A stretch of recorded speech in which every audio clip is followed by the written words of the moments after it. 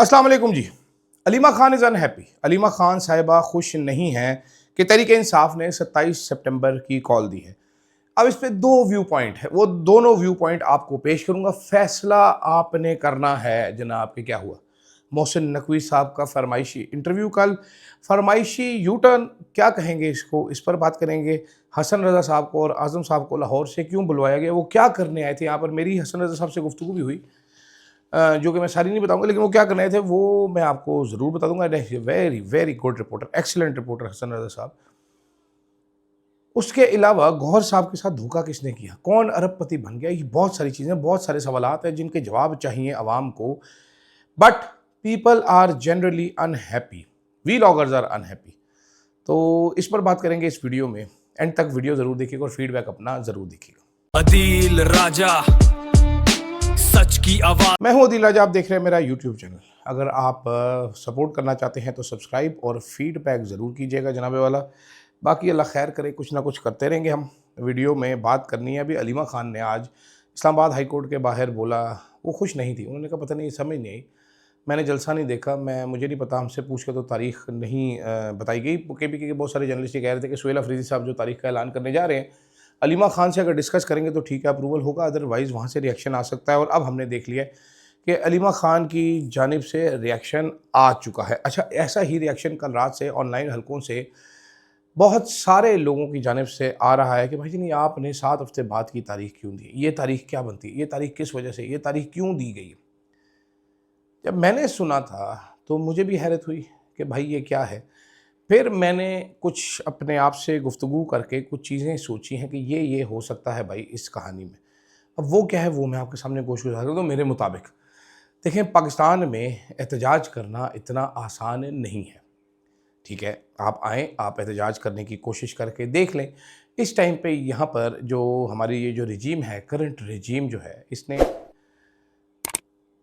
गोली मारने की तमीज़ ख़त्म कर दी है। पाकिस्तान में इससे पहले किसी को भी मारना इतना आसान ना था। अब तो ये बंदे को मार देते हैं उठा के। कश्मीर देख लीजिए, इस्लामाबाद देख लीजिए, 26 नवंबर हमें याद है। आप बलूचिस्तान देख लें, आप कराची, सिंध, जहाँ भी एहतजाज करने आते हैं, भी ये कश्मीरी बच्चों ने एहतजाज किया, उठा के ले गए सारों को। शुक्र है गोलियाँ नहीं मार दी। कश्मीर में गोलियाँ मार दी लोगों को। राना सनाउल्लाह साहब जो हैं, किस क्रोफर से वो एतराफ़ कर रहे थे।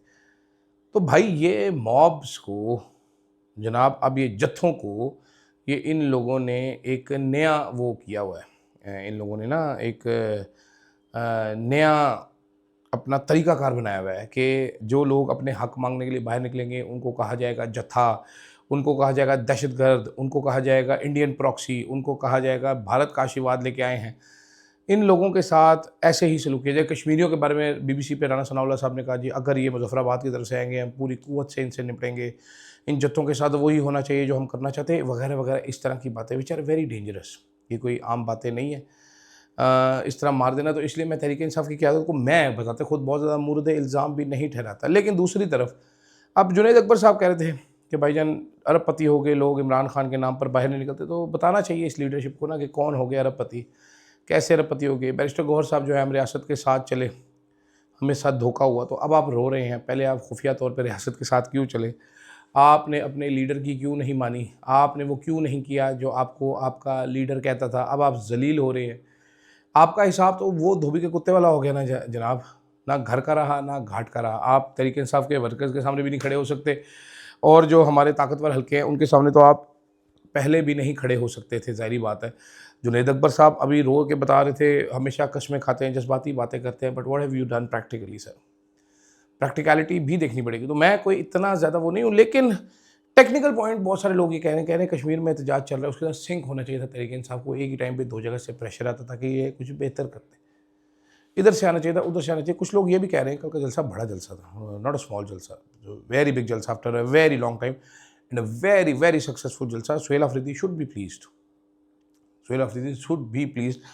लेकिन अब 27 की तैयारी नज़र आनी चाहिए। अब ये आपने, बहुत सारे लोग एतराज़ करेंगे जनाब आपने वक्त दे दिया, वो कश्मीर को सेटल करेंगे, फिर वो आपकी तरफ तवज्जो करेंगे, आपको पहले गिरफ्तार कर लेंगे, आपके सारे बंदे उतने टाइम में उठा लेंगे, उसके बाद आपको छितर फेरेंगे। तो आपने इतना लंबा टाइम तो देते नहीं होते एहतजाज ऐलान करने के लिए। तैयारियाँ बंदर खाने जारी रखते हैं, ऐलान आप आखिरी हफ्ते में आगे करेंगे कि 3 दिन बाद हम आ रहे हैं। बहुत सारे लोग कंपैरिजन कर रहे हैं गंडापुर के साथ कि गंडापुर तो 2 दफ़ा आया तो था, ये बता जनाब क्या करता है क्या नहीं करता। तो सुहेल अफरीदी का ज़िंदगी का पहला एहतजाज का ऐलान है, बड़ा और सीरियस ऐलान है। उससे पहले तहरीक इंसाफ ने, सुहेल अफरीदी साहब ने, इन लोगों ने बहुत कुछ खोया है। They have lost a lot, they have lost their credibility. तो मेरा ये मानना है कि अगर ये अब ऐलान कर रहे हैं तो या तो मजबूर होकर फिर आखिरी ही ऐलान होगा, क्योंकि गौहर साहब जैसा बंदा जिसको तहरीक इंसाफ का शहबाज शरीफ कहा जा सकता है, ठीक, वो भी अब एग्रेसिव लाइन लेने पर मजबूर हो गए तो वाकई ही दीवार से लगा दिया जाए।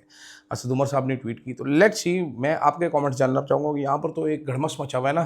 कोई कह रहा है जनाब कि क्यों किया, कोई कह रहा है इमरान खान को वेट करा रहे हैं, कोई कह रहा है जनाब कि ये हुकूमत के साथ कर रही, क्यों लेट किया, कैसे, वो बड़ा इंटरेस्टिंग है। दूसरी तरफ जनाब हमारे प्यारे मोहसिन नकवी साहब हैं। अब हसन रज़ा साहब के से मेरी बात भी हुई, ये लोग किसी फंक्शन पे आए हुए थे यहाँ पर। उसके बाद आज़म साहब ने कहा कि मोहसिन नकवी साहब से मिलते हैं, तो ये वहाँ पर मिनिस्ट्री पहुँचे जहाँ पर मुलाकात होगी। अब बहुत सारे लोग जो हैं वो कह रहे हैं, क्योंकि मैंने अब जिक्र कर दिया कि मेरी हसन रज़ा साहब से बात हुई है सुबह, सो मैं बहुत ज़्यादा डिटेल में स्टोरी में नहीं जाता, लेकिन मोहसिन नकवी साहब जो हैं उनको ये क्या ज़रूरत थी स्टेज करने की और फिर अपना यू टर्न लेने की। मैंने कहा सिस्टम कोलैप्स हो गया, लेकिन शहबाज शरीफ साहब 5 साल पूरे करेंगे। अच्छा जी, वो कैसे करेंगे, वो कैसे करेंगे कोलैप्स सिस्टम में, यानी कि अवाम मज़ीद 5 साल जलील होगी इस कोलैप्स सिस्टम में। अच्छा जी, मेरा आप थर्ड पार्टी ऑडिट कराएं, 2 दिन में हो जाता है ऑडिट। थर्ड पार्टी ज़्यादा ये मिनिस्ट्रियों का इतना बड़ा रोला नहीं होगा, 2 से ढाई दिन लगेंगे, ऑडिट हो जाएगा और लग समझ जाएगी। और मोहसिन नकवी सबसे पहले बाहर जाने वाले होंगे, बड़े कॉन्फिडेंट थे। बेसिकली उन्होंने अपना जो उनके ऊपर तनकीद आई है, अब जो नून लीग ने, ख़ासतौर पर राना सनाउल्लाह ने जो बराज फेंका है इनके ऊपर, अज़मा बुखारी ने फेंका है। मतलब मोहसिन नकवी साहब को सैक करने के लिए तो सिर्फ ये जो अंडर पास आता था, वो उर्दगान अंडर पास है, तैयब उर्दगान अंडर पास, वो या पीसीबी में टीम की जो कारकर्दगी है सिर्फ वो दिखाएं तो मोहसिन नकवी साहब फारिग हो जाते हैं। खुद ही शर्मिंदगी के मारे फारिग हो जाना चाहिए। वो दावे तो कर रहे हैं कारकर्दगी, इस तरह तो एहसन इकबाल साहब भी करते हैं, मैंने उड़ान पाकिस्तान से पाकिस्तान को उड़ा के रख दिया। अमीर मुकाम साहब भी दावा करते हैं, अता तारड़ साहब भी बड़े दावे करते हैं, जो कल साफ़ियों को उनका मातहत इदारा जो है PID, वो नोटिस भेज रहे थे कि आओ जी फॉरेंसिक कराओ अपने मोबाइल का, जबकि उनकी औकात कह रहा हूँ, उनकी परव्यू में ही नहीं आता, उनका काम ही नहीं। तो मोहसिन नकवी साहब लगता है प्रेशर में आ गए हैं, जो जनाब ऐसे दुखी किस्म के, वो एक स्टेज आपको सफाइयाँ देनी पड़ गई, यू टर्न लेना पड़ गया। सीधी सी बात है, सिस्टम कोलैप्स है कि नहीं है? हाँ जी, सिस्टम कोलैप्स है।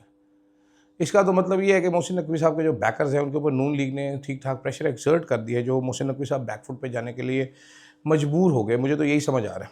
लेकिन बहरहाल कहा यह जा रहा है कि मामला सेट हो गए जनाब। इंतज़ामी यूनिट्स जनवरी में आपको प्रैक्टिकल इकदाम शुरू होते हुए नज़र आ जाएंगे। उससे पहले कुछ गुफ्तगू होगी इस वीकेंड पे। दोबारा कहा जा रहा है कि नवाज़ शरीफ साहब, मेरे प्यारे कायद ते मोहतरम, एक मीटिंग करेंगे और इंतज़ामी यूनिट्स के हवाले से वो करेंगे। अब सवाल एक और भी है कि तहरीक इंसाफ ने तो एहतजाज का, लॉन्ग मार्च का ऐलान कर दिया है और टाइम भी दिया 7 हफ्ते।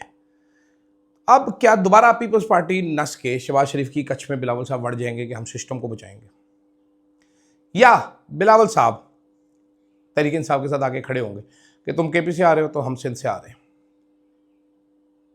या पंजाब से आ रहे हैं, जहां से भी आ रहे हैं? क्या बिलावल साहब भी लॉन्ग मार्च का ऐलान करेंगे? क्या बिलावल साहब भी लोगों में निकलेंगे? तो बड़ा मज़ेदार है। और कुछ होना हो, ये तरीक पे पीपल्स पार्टी की मुनाफिकत ज़रूर एक्सपोज हो सकती है। इसमें देखते हैं आगे क्या होता है। फ़िलहाल के लिए मुझे इजाज़त दीजिएगा और फीडबैक अपना ज़रूर दीजिएगा। अल्लाह हाफ़िज़। Yeah, truth on the mic.